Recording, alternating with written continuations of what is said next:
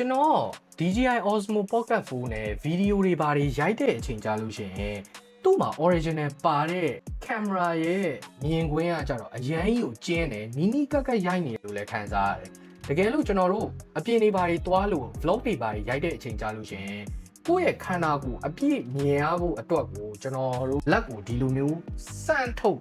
တော့ကြတော့မှဗီဒီယိုရိုက်တဲ့အချိန်ကြာလို့ရှိရင်ကိုယ့်ရဲ့ခန္ဓာကိုယ်လည်းနည်းနည်းအပြည့်အဝလည်းမြင်ရမယ်ပြီးရင် background တွေဘာတွေဆိုလို့ရှိရင်လည်းနည်းနည်းလေးကြည်ကြဲဝန်းဝန်းမြင်ရမယ်ဒါပေမဲ့ဒီနေ့အဲ့ဒီပြဿနာကိုဖြေရှင်းဖို့အတွက်ကျွန်တော် lens လေးတစ်ခု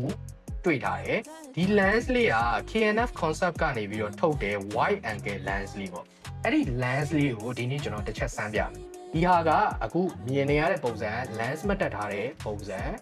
အခု lens တက်ပြမယ်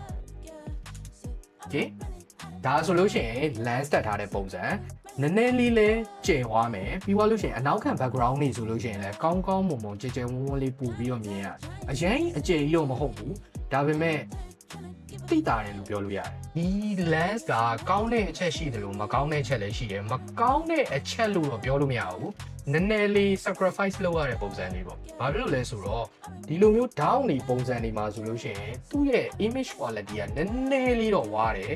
အဲ့တလောက်ကြီးအရန်အကြီးကြီးမားမားကြီးတော့ပြဿနာတော့မဟုတ်ဘူးကျွန်တော်တတိထားမိတဲ့ပုံစံလေးနောက်နေ့ကျလို့ရှိရင်လည်းကျွန်တော်မှာထပ်ပြီးတော့ဒီ lens kit ထဲမှာဘယ်လိုမျိုး lens လေးတွေကဘယ်လိုမျိုးအသုံးဝင်လဲဆိုတာကိုကျွန်တော်နောက်ဗီဒီယိုကြားလို့ရှိရင်ထပ်ပြီးတော့ကလီးပြမယ်ကဲအဲ့တော့ဒီနေ့ကတော့ဒီလောက်ပဲနောက်ဗီဒီယိုမှာပြန်တွေ့မယ်တတာ